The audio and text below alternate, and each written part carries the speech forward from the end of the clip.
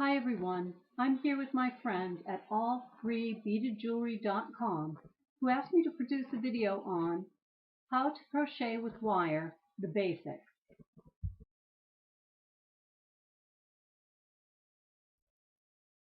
Wire comes in many different thicknesses. The technical term for the thickness of wire is gauge. The lower the gauge number, the thicker the wire will be. If you want to learn how to make jewelry from wire, it's good to learn the different gauge numbers and the recommendation for uses of the different gauges.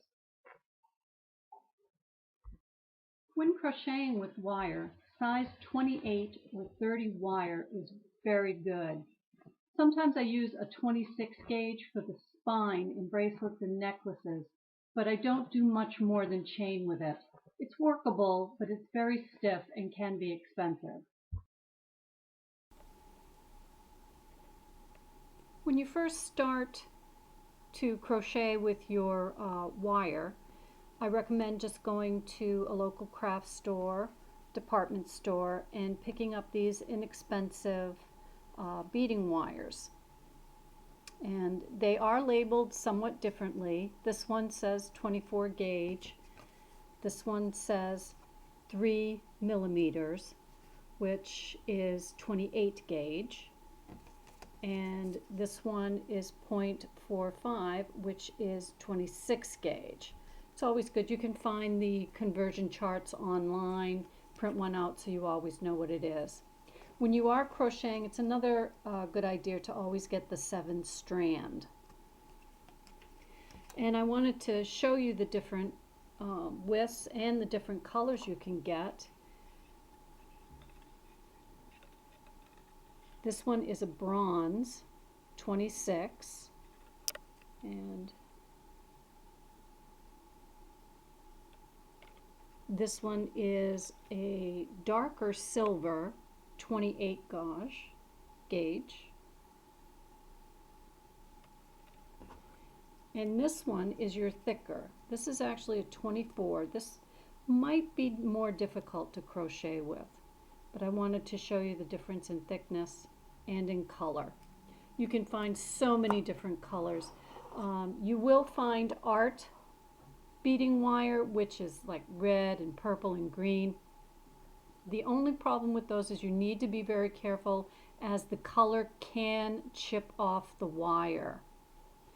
And just another hint, as these come with these little cardboard things and you take them off to get to the wire, what I do is I take a Sharpie and transfer onto these. That way I can just toss the paper, recycle it, and go on from there.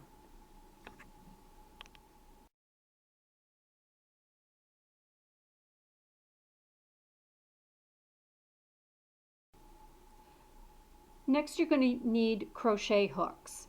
And with the craft wire, you can basically use anything except bamboo. You don't want to use a good bamboo crochet hook, as the wire will make indentations in it. I have some powder coated aluminum here. It is recommended, if you're going to get into heavier gauge wire, or say gold, silver, the real wires, bronze, brass, you most likely will want to go to stainless steel crochet hooks, and they are easily available as well. The different sizes of the crochet hook is what's going to make the different size of your loops when you are crocheting with the wire. And again, it depends on what you're making. A ring, you might want to use the smaller hook. Bracelets, necklaces, you can go and use the larger hook. It depends on your individual taste and the project.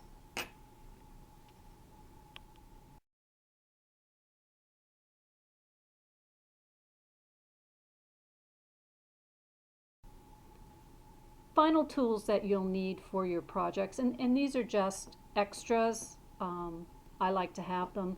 This is a cutter to cut the wire, but you actually don't need this. You can actually use your nail clippers or toe clippers. Those will cut the wire. And then we just have some needle nose pliers and round nose pliers. This will help flatten out the wire work, and if we wanted to twist it.